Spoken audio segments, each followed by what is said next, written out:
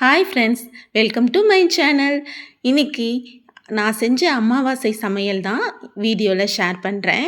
அமாவாசை சமையல்னாலே வெங்காயம் பூண்டு சேர்க்காத சமையலாக தான் இருக்கும். அந்த சாம்பார் வெங்காயம் சேர்க்காம நான் சாம்பார் எப்படி செய்கிறதுன்றத இந்த வீடியோவில் பார்க்கலாம். எப்படி செஞ்சுருக்கேன் அப்படின்னு நீங்களும் ட்ரை பண்ணி பார்த்துட்டு இந்த சாம்பார் எப்படி இருந்துச்சுன்றத உங்கள் ஃபீட்பேக்காக கமெண்ட்டில் சொல்லுங்கள். இப்போ சாம்பாருக்கு தேவையான பருப்பு வேக வச்சுக்கலாம். நான் ஒரு பக்கம் சாதம் வேகிறதுக்கும் ரெடி பண்ணி வச்சுட்டேன். இப்போ பருப்பு வேகிறதுக்குள்ளேயும் தேவையான காய்கறிகள், சாம்பாருக்கு என்னென்ன காய்கறிகள் நீங்கள் போடுவீங்களோ எடுத்துக்கோங்க. நான் அமாவாசைன்றதுனால இன்றைக்கி நான் வெண்பூசணிக்காயும் தக்காளி மிளகாய் இந்த 3 காயில் தான் தேவையான அளவு ஒரு சின்ன நெல்லிக்காய் சைஸ் புளி இதெல்லாம் எடுத்து வச்சுருக்கிறேன். இப்போ ஒரு பேனில் சட்டி வச்சுக்கலாம். நல்லா எண்ணெய் ஊற்றிட்டு இந்த காயை என்னென்ன காய் நறுக்கி வச்சுருக்கோமோ அந்த காயை சேர்த்து வதக்கிக்கலாம். வெண்பூசணிக்காய் அப்படிங்கிறதுனால நம்ம ரொம்ப நேரம் வதக்கணுன்ற அவசியம் இல்லை. சும்மா லைட்டாக ராஸ்மல் போகிற வரைக்கும் வதக்கி கொடுத்தாலே போதும். இதே மாதிரி தான் சேம் நீங்கள் வெங்காயம் சேர்த்தும் செய்யலாம். சுவையான சாம்பார் இருக்குங்க. இதில் நீங்கள் வெங்காயம் சேர்க்கலைன்னே சொல்ல முடியாது, அந்த அளவுக்கு இந்த சாம்பார் டேஸ்ட்டு கொடுக்கும். 2 வதக்குனதுக்கப்புறம் ஓரளவுக்கு ராஸ்மல் போனதுக்கப்புறம் தேவையான அளவு மஞ்சள் தூள், சாம்பார் தூள், தனி மிளகாய் தூள் இந்த 3ம் சேர்த்துட்டு தேவையான அளவு தண்ணி ஊற்றி வேக வச்சுக்கலாம். மற்ற காய்கறியில் நீங்கள் சாம்பார் செய்கிறீங்கன்னா ஒரு 10 நிமிஷம் வரைக்கும் காய் வேகணும். அந்த அளவே சரியான அளவாக இருக்கும். காய் அதுக்குள்ளேயே வெந்துடும். இப்போ பருப்பையும் நல்லா வெந்துருச்சு பாருங்கள். எந்த அளவு பருப்பு வெந்திருக்குன்னு நம்ம கரண்டி காம்புலேயே நல்லா மசிச்சு கொடுத்துக்கலாம். இப்போ காய் வெந்ததுக்கப்புறம் நல்லா தேவையான அளவு புளி கரைசலை கரைச்சி இருத்தாப்பில் ஊற்றிக்கோங்க.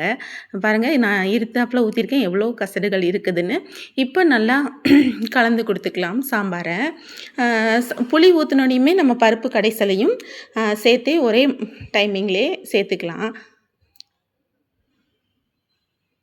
பருப்பையும் சேர்த்து இந்த புளி கரைசலையும் சேர்த்து தேவையான அளவு தண்ணி சேர்க்கணுன்னா இந்த டைமிங்கில் சேர்த்துக்கோங்க.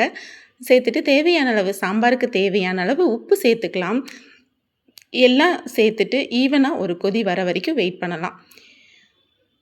இப்போ நான் பரங்கிக்காய் பொரியலும் சைடில் செஞ்சிட்ருக்கேன். இந்த பரங்கிக்காய் பொரியல் எப்படி செஞ்சுருக்கேன் வெங்காயம் சேர்க்காமல் அப்படின்னா நீங்களும் கமெண்ட்டில் கேளுங்க, நான் வீடியோவை ஷேர் பண்ணுறேன். இப்போ சாம்பாருக்கு ஒரு தாளிப்பு கொடுத்துக்கலாம்.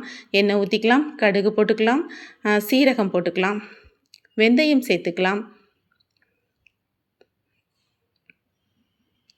சேர்த்து 3ம் ஈவனாக பொரிஞ்சு வந்ததுக்கப்புறம் 2 வத்தல் கிள்ளி போட்டு கருவேப்பிலை தாளித்து இந்த கொதித்த சாம்பாரில் சேர்த்துக்கலாம்.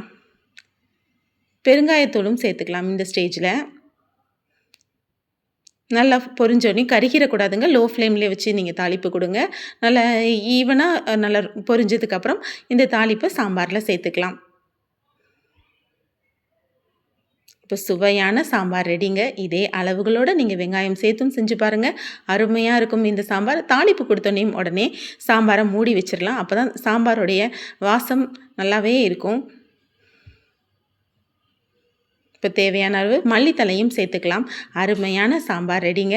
இந்த அமாவாசை சமையல் எங்கள் வீட்டில் என்னென்ன செஞ்சுருக்கேன்னு பாருங்கள்.